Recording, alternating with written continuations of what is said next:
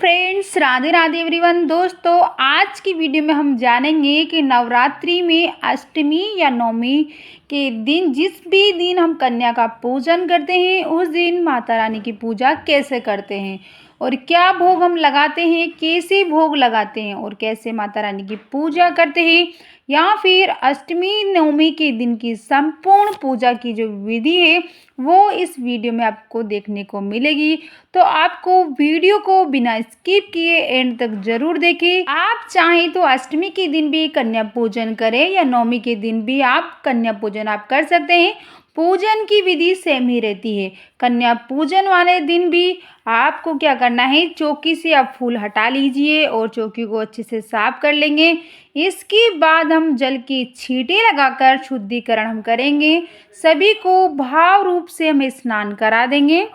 उसके बाद देसी घी का दिया जलाएंगे। अगर आपने अखंड जोत जलाई है तो जोत में ही घी डाल दीजिए, और नहीं जलाइए तो नॉर्मल दिया आप जो लगाते हैं रोजाना वैसा आप दीपक लगा लीजिए। अब हम सबको तिलक करेंगे। तो रोली से हम माता रानी को कलश पर हम तिलक करेंगे।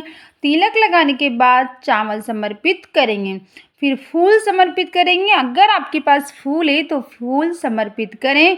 इसी के बाद हमको भोग समर्पित करेंगे। कन्या पूजन के दिन अगर आपको पान मिल जाए तो पान का भोग लगाइए, नहीं मिले तो पान का पत्ते पर आपको लौंग, इलायची, पतासा, सुपारी रखकर आप समर्पित कर सकते हैं। फिर भी अगर पान का पत्ता भी नहीं मिलता है तो आप लौंग, इलायची भी आप माता रानी को आप भोग में समर्पित कर सकते हैं। और कन्या पूजन के दिन हलवा पूरी का भोग समर्पित किया जाता है। तो आप चाहें तो खीर बना सकते हैं या सूजी का या आटे का हलवा भी आप बना सकते हैं, लेकिन हमें हलवा पूरी व चने का भोग जरूर बनाना है माता रानी के लिए। हलवा पूरी का भोग बनाने के लिए हम सबसे पहले हम माता रानी को भोग बनने के बाद माता रानी को हम समर्पित करेंगे, क्योंकि माता रानी का यह अधिक प्रिय भोजन है। उसके बाद हम कन्याओं को भोजन कराएंगे और उसके बाद जो भी ऋतुफल अगर आपके पास अवेलेबल हैं तो माता रानी को समर्पित करेंगे, भोग लगाएंगे, साथ ही जल भी समर्पित करेंगे। इसके बाद हम एक गोबर का उपला लेंगे, सूखा कंडा आपकी भाषा में जो भी बोले, गोबर का जो कंडा होता है वो लेंगे। उसमें हमको अग्नि प्रज्वलित हम कर लेंगे। अगर आपको गाय के गोबर का उपला कंडा नहीं मिलता है तो आप कपूर भी ले सकते हैं, कपूर भी आप जला सकते हैं, क्योंकि अग्नि में भोग समर्पित करना बहुत ज़रूरी होता है नवरात्रि में। तो देखिए, हमने भी गोबर के उपले व कंडे को जला लिया है, अग्नि प्रज्वलित कर लिए। अब हम इसमें भोग समर्पित करेंगे। कन्या पूजन के दिन आप ये छोटा सा हवन जरूर करें। आप चाहें तो कपूर में भी आप कर सकते हैं या फिर कंडा जलाकर भी आप कर सकते हैं। तो सबसे पहले हम घी की आहुति देंगे ताकि वह अच्छे से अग्नि प्रज्वलित हो जाए। उसके बाद हम 2 लौंग के जोड़े लेंगे, उसमें फूल जरूर से होना चाहिए, ऊपर जो लौंग में फूल होता है। उसके बाद हम 2 जोड़ा हम समर्पित कर देंगे अग्नि में, और हमने जो हलवा पूरी का जो भोग बनाया है वो भी हमको अग्नि में समर्पित करना है। तो हम इन सभी को अग्नि में समर्पित कर देंगे, अग्नि में भोग लगाएंगे। ये जरूर से हमें माता रानी को समर्पित होता है। अग्नि में हम जो भोग लगाते हैं वो माता रानी तक पहुँचता है। उसके बाद हम हाथ जोड़कर माता रानी से भोग ग्रहण करने के लिए हम निवेदन करेंगे। और इसी के बाद हमने जो पान का जो भोग चढ़ाया है, अगर आप चढ़ाते हैं तो उसे भी अग्नि में प्रज्वलित कर देंगे। इस तरह से हमें पान का बीड़ा बनाकर लौंग लगाकर उसके ऊपर से बीड़ा बनाकर हम उसे अग्नि में समर्पित कर देंगे। तो इस तरह से नवरात्रि में अष्टमी व नवमी के दिन जिस भी दिन अब कन्या पूजन होता है उस दिन हवन किया जाता है। अब हम थोड़ा सा घी और कपूर उसमें डाल देंगे ताकि अग्नि अच्छे से प्रज्वलित हो जाए।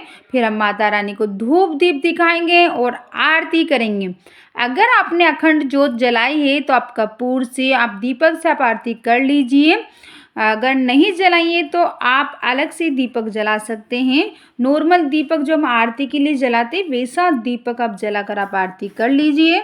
मैं भी दीपक जलाकर माता रानी की प्रेम पूर्वक आरती करूँगी। तो सबसे पहले हम गणेश जी की आरती करेंगे, उसके बाद माता रानी की आरती करेंगे और आरती करने के बाद पूजा में रही कमियों की हम माता रानी से क्षमा याचना करेंगे। आरती हम कर लेंगे और आरती के बाद हम जल की छींटे लगाएंगे और या फिर हमने जो अग्नि प्रज्वलित करी है उसके ऊपर से हम 2 बार जल लेकर हाथ में वार देंगे। इस तरह से आप पूजा करेंगे। इसके बाद हमने जो ज्वारे बोए थे, नवरात्रि स्थापना के दिन हमने ज्वारे बोए थे, उनको हम सींच देंगे जल से। जल का जो लोटा हमारे पास रखा हुआ है, इसको हम सींच देंगे और वो जो जल बचता है, बाकी जल को हम सूर्य देवता को अर्घ्य देंगे। इस तरह से सुबह की पूजन हो जाएगी। उसके बाद हम कन्याओं को भोजन करा देंगे। कन्याओं का पूजन करेंगे। भोजन कराने के बाद जो भोग हमने माता रानी को समर्पित किया है, वो भोजन हम गाय को खिला सकते हैं। अगर आपके आस-पास गाय ना हो तो आप कन्याओं को भी ये भोजन प्रसाद के रूप में आप खिला सकते हैं और जो भी फल का भोग आपने लगाया है, माता रानी को चढ़ाया, वो भी आप कन्याओं में बाँट सकते हैं। और उसी के साथ अपने कलश पर जो नारियल चढ़ाया था, उसको भी आप घर के सभी सदस्य नारियल को फोड़कर आप प्रसाद के रूप में आप ग्रहण कर सकते हैं। कन्याओं को आप बाँट सकते हैं। अगर आपके यहाँ पर ऐसा नहीं होता है, विसर्जन किया जाता है, तो आप नारियल का विसर्जन कर दीजिए, पर वो आपको दशहरे के दिन पूजा की सामग्री जब आप उठाएंगे, उस दिन आप नारियल का भी पूजा के साथ साथ पूजा के सामान के साथ विसर्जित कर दीजिए। इस तरीके से बहुत ही सरल सा तरीका है अष्टमी नवमी का पूजन किया जाता है, जो मैंने आपको बताया है। आप कन्या का पूजन चाहें तो अष्टमी के दिन आप कर सकते हैं या नवमी के दिन भी आप कर सकते हैं। पूजा की विधि सेम ही होगी। तो दोस्तों, आप भी इस तरीके से अष्टमी नवमी के दिन कन्या पूजन करें और माता रानी की पूजा करें। तो दोस्तों, ये थी अष्टमी नवमी की पूजा की बहुत ही सरल सी विधि। आपको कैसी लगी कमेंट करके ज़रूर बताइएगा और कमेंट में जय माता दी ज़रूर लिखें।